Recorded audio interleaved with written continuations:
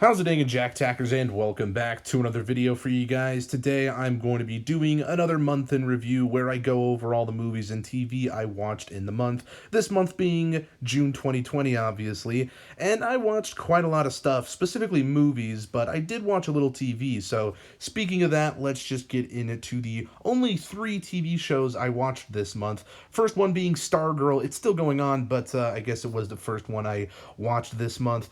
Stargirl so far to me has been pretty decent. I don't think it's amazing or anything, but it's definitely good and watchable for the most part, so that's really all I can ask.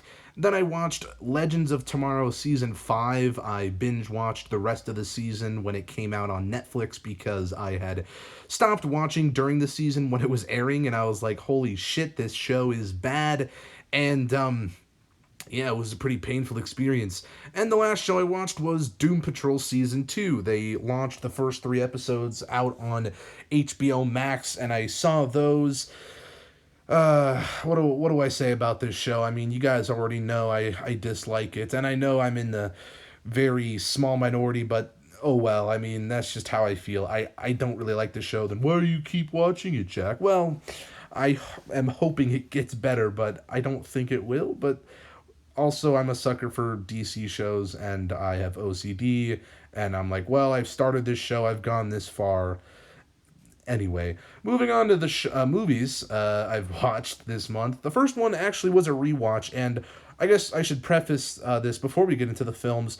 I rewatched a bunch of stuff because I'm in the process of rewatching all of my top 100 favorite movies, and I will be doing reviews for them. Some of them I already have, but anyway, first movie I watched was Shrek 2.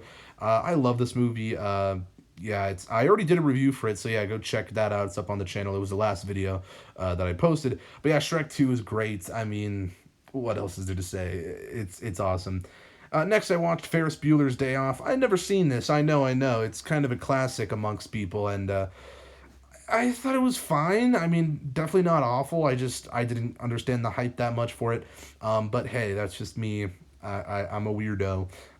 Next, I watched The Last Samurai. Pretty good stuff. Nothing amazing, but there's some great battle sequences in here. Tom Cruise is pretty good.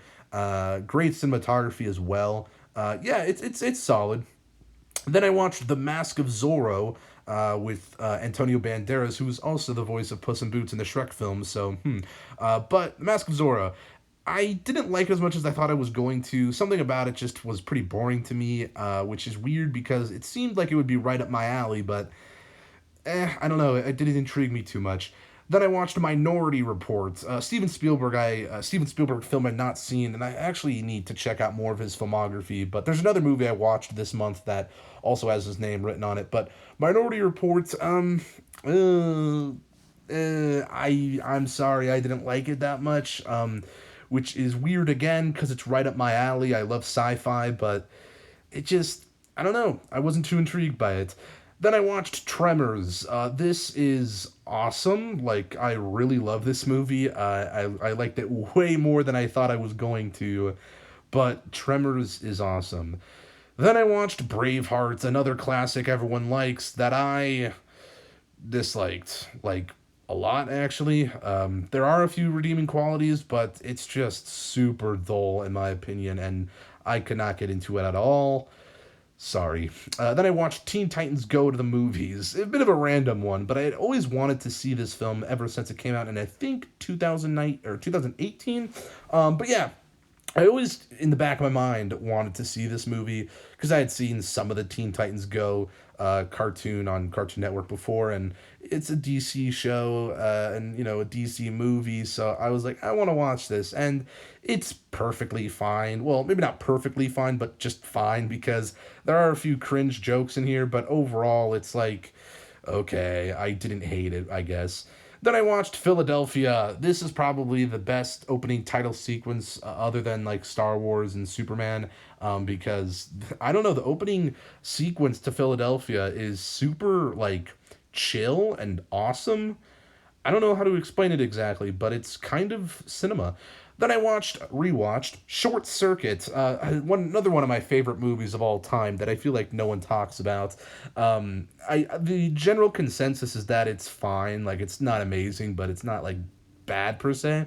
But I am going to do a review for this movie, so be on the lookout for that, and you can hear more in depth thoughts on why I like this film so much. Then I watched Tremors 2 Aftershocks, the sequel to Tremors, and yeah, it's pretty damn good. Not as good as the first Tremors, but it's a solid ass sequel and pretty enjoyable for the most part.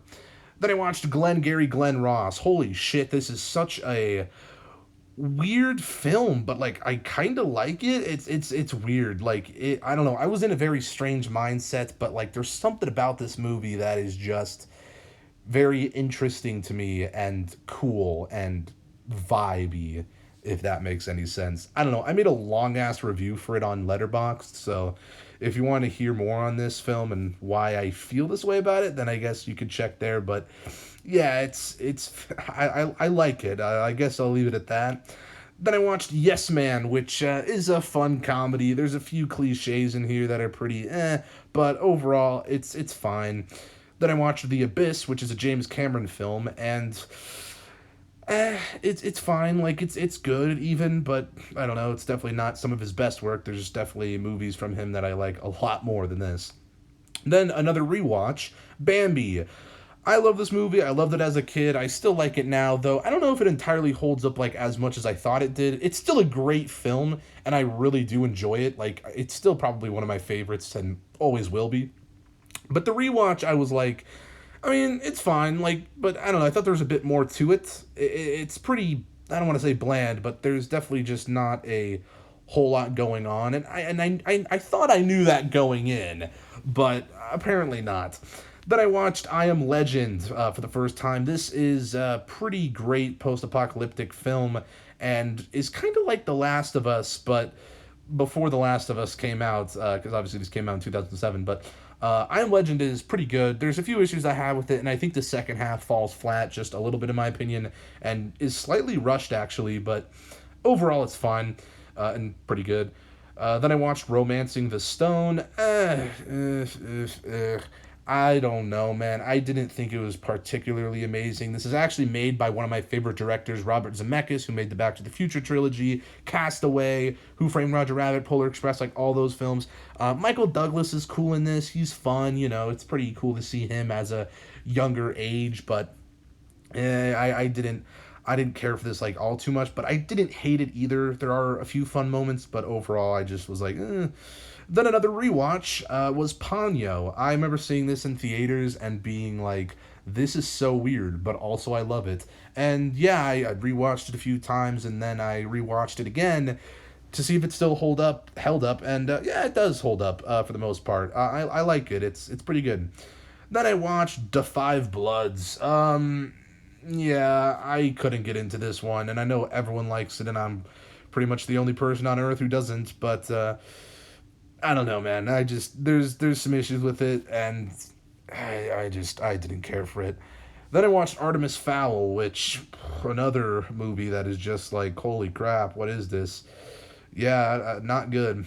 Then I watched The Green Mile, which I didn't like as much as some other people did. Like, it's fine, but kind of goes on for a little too long, and I didn't know this was going to be like, well, containing a supernatural element, which is my own fault, but I expected this to be like a really gritty, realistic tale, and it kind of is for the most part, but there's a supernatural element in it, and I was like, what the fuck? And it just took me way off guard, and yeah.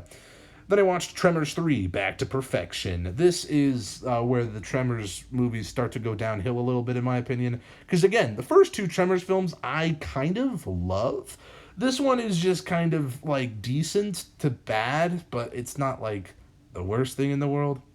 Then I watched Empire of the Sun, another Spielberg film. And this was pretty cool to see young Christian Bale. And you would think that I would really love this movie for Christian Bale and Steven Spielberg, but I just like it. Like, I don't think it's bad by any means. There's some great acting in here, like, from Christian Bale, especially. Holy shit. I'm convinced he's pretty much the best actor there is. But it still has a decent story, but I don't know. It wasn't, like, super interesting or really well executed in my opinion, but like at the end of the day I liked it overall, but yeah, I don't know. Then I watched Les Miserables, Les Miserables, however you pronounce it. I don't fucking know. It looks like Les Miserables to me. But I was dreading watching this film because it's a musical and I'm not too big on musicals. But I saw it and I was like, okay, it's fine. Not great, but I probably, to be honest, I probably dislike it more than I like it. But oh well. Another rewatch was Ghostbusters. Ghostbusters is great, still holds up to this day, and I mean, it's Ghostbusters. What do you want me to say? Then I watched Gran Torino, which I love Clint Eastwood. He is one of my favorite actors, and I was really thrown off guard by some of the acting in here. Not by him, but there's some supporting characters and supporting cast in here that is just, oh my god, it is abysmal acting, which kind of hinders the film a lot in my opinion, but overall, I still enjoy the movie. Then I watched Tremors 4, The Legend Begins. I don't know. I don't know if the prequel aspect worked. I thought it would, but overall it didn't. At least in my opinion, I know amongst the Tremors community, people kind of enjoy this one like a bit more than maybe Tremors 3. I still think Tremors 3 is better than this one, but I mean, this is fine. Like, it's not the worst thing ever. Like, I would rewatch it if I had to, but eh. Then I watched Great Expectations, the 1946 version. It was boring, and I don't really remember what the fuck happened. Then I watched The King of Staten Island, which, I kid you not, is probably one of the best films released this year. I know. What? As the film went along, I was like, okay, okay. And then the ending happened, and then those credits rolled, and I was like, huh. I think this might be cinema just a tad. So yeah, The King of Staten Island, it's pretty good. It's not like amazing. Like I don't think it's the best film of 2020, but it's like definitely in the top 5.